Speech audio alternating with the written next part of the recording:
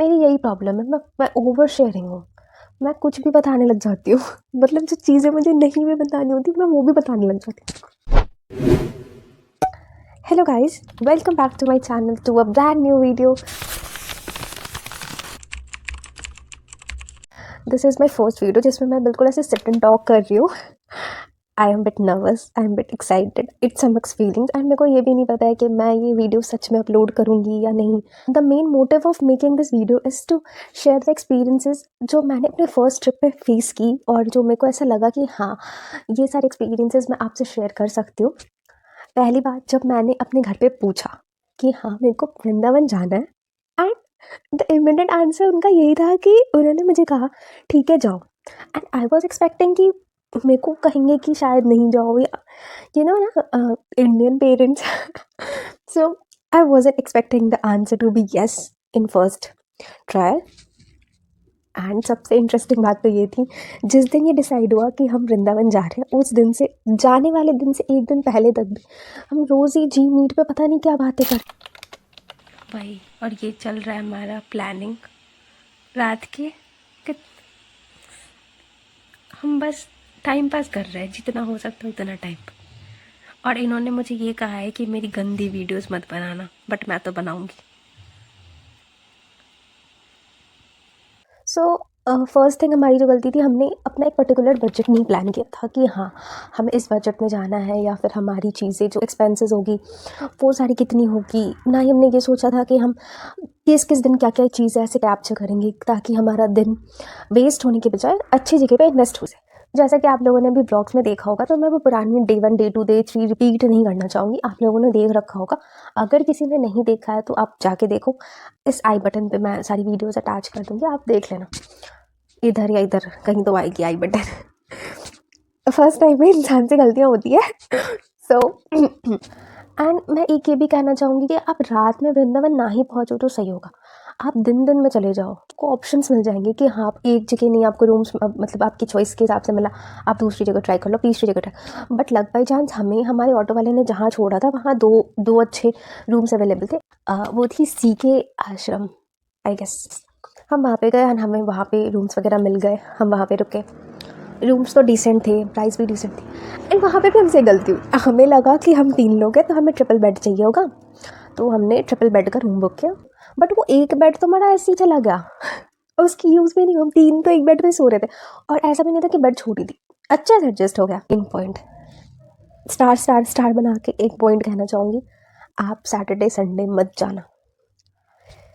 उस दिन सारे लोग जाते हैं, वो उस दिन इतनी भीड़ होती है, इतनी भीड़ होती है, सैंडविच की तरह से बीच में दबी थी मैं, मतलब बुरा हाल हो रखा था, बहुत बुरा हाल हो रखा था। एंड हमने तो स्पेशल, मैं झूठ क्यों बोलूँ, मतलब झूठ बोलने की बात नहीं है पर छुपाने की बात भी नहीं है, हमने स्पेशल दर्शन वाले लिए थे जिसमें हमने पैसे दे के दर्शन करने का कहा था। तो हमें उन्होंने, जो हमारे साथ जो पंडित थे, उन्होंने हमें कहा कि हम बिल्कुल सीधे आपको दिखाएंगे, सीधे आप दर्शन करना, आपको अच्छा लगेगा। एंड लिटरली मैं कह रही हूँ, मंदिर इधर थी तो हम उससे बहुत दूर, और एक स्लाइड स्लोप था, हम उस स्लोप पे खड़े और उसने हमें कहा कि आप यहीं से मंदिर देखो। तो पहला दिन हमारा फिर भी बहुत अच्छा था। पहले दिन हमने बांके बिहारी घूमा, हमने निधिवन घूमा, हमने उसके बाद हम गए थे गोवर्धन पर्वत की परिक्रमा करने, हमने वो भी किया। उसके बाद लास्ट में हमने इस्कॉन भी देखा।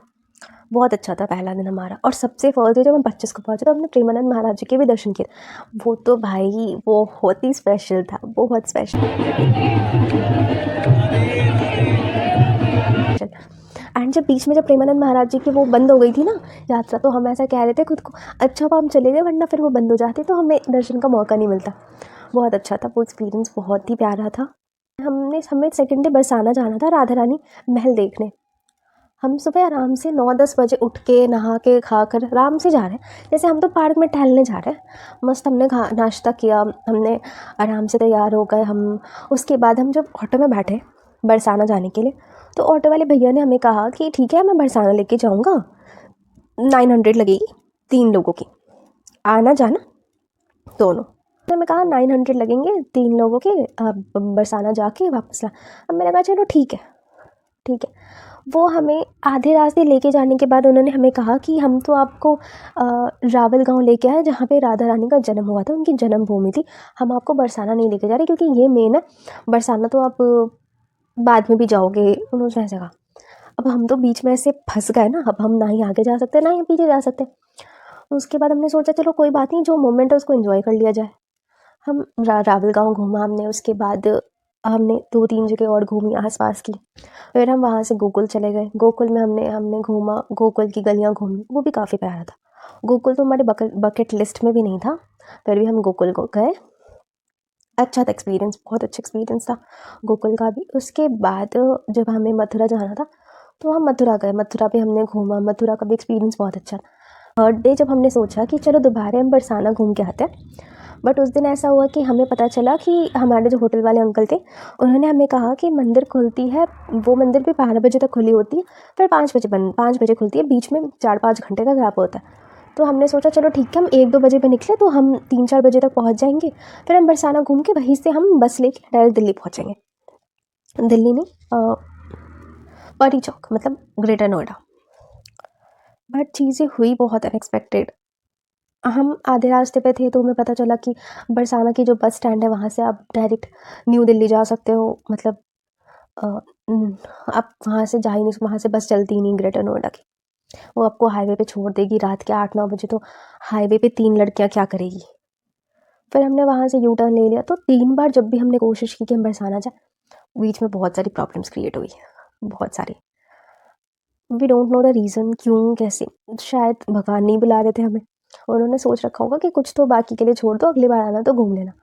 तो टोटल एक्सपेंडिचर जो हमारी जो टोटल हुई वो 18,000 हुई, 3 लोगों की, 6,000 पर पर्सन। जो फर्स्ट एक्सपीरियंस होता है उसमें गलतियाँ तो ऑफकोर्स होती है, क्योंकि आप जब तक गलतियाँ ना करोगे आप सीखोगे कैसे।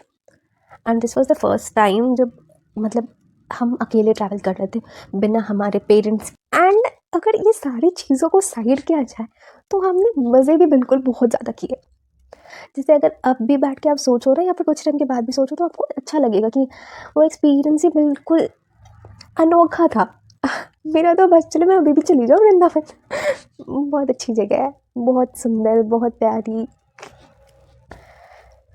सो ये थी मेरी एक्सपीरियंस जो मैंने आपसे शेयर की। हाँ, मेरे को वृंदावन का खाना बहुत पसंद आया।